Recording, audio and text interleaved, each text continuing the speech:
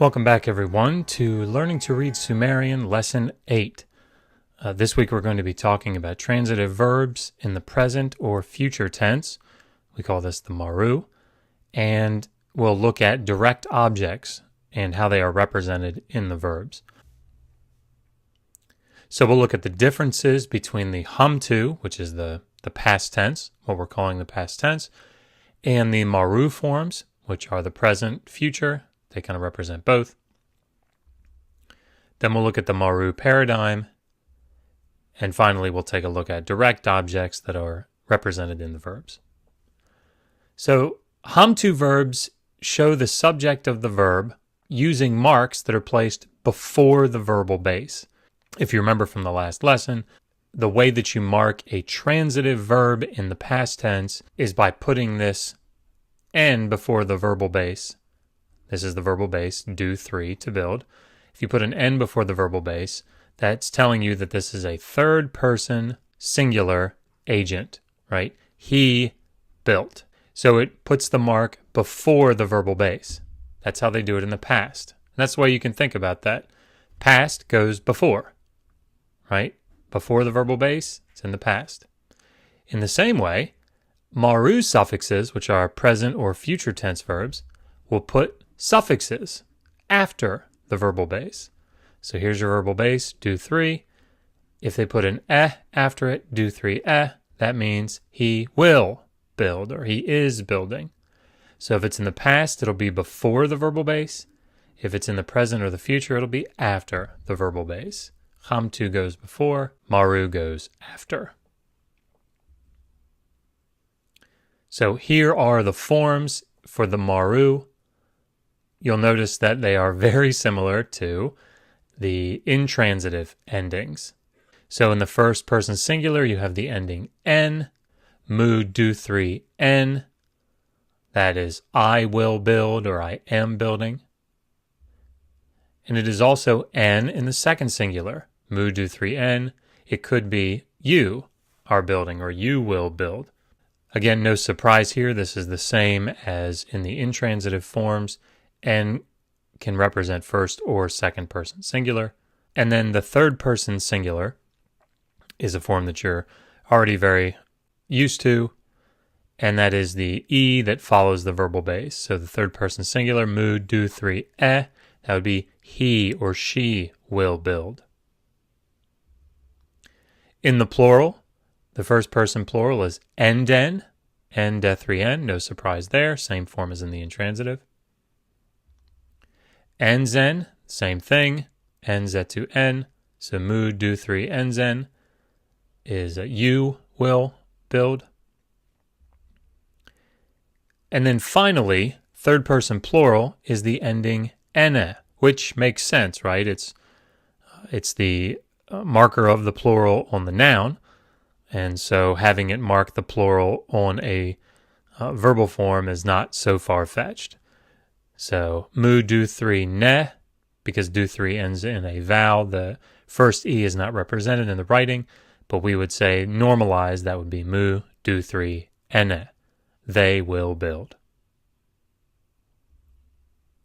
In the last lesson, we looked at how to mark a HAMTU, a past tense transitive verb, transitive being where the subject does something to something else, does something to an object. So Jimmy hits the ball. The ball is the object. Jimmy is acting upon the ball. So that's a transitive verb. This week, we're looking at how to mark the present future transitive verb. But that leaves us with how do they tell you in the verb if there is a direct object or what the direct object is.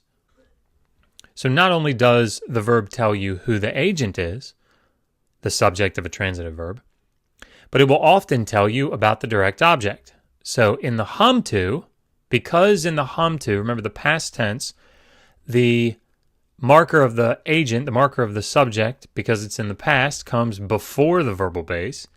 Well, since that slot is already filled, they have to mark the object after the verbal base.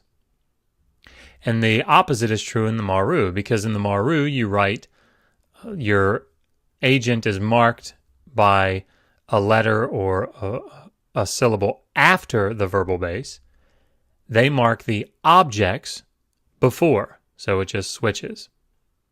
So let's take a look at what those object markers are. In the HAMTU, they're going to look very similar.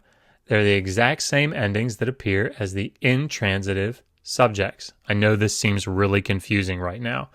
In a couple of slides, I'll try to make it a little less confusing. But you have n, and 0, enden, enzen, and esh. However, in the MARO, they come before the verbal base. And those forms, again, are very similar. Nothing really surprising.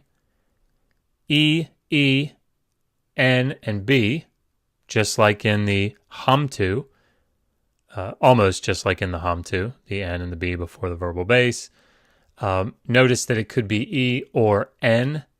And then in the plural, we don't know what the first and second plurals are, but the third plural would be a ne before the verbal base. The object markers are honestly less important.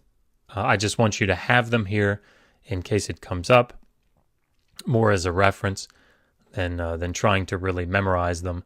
The most important thing is to learn how they mark the agent of a HAMTU verb and of a MARO verb.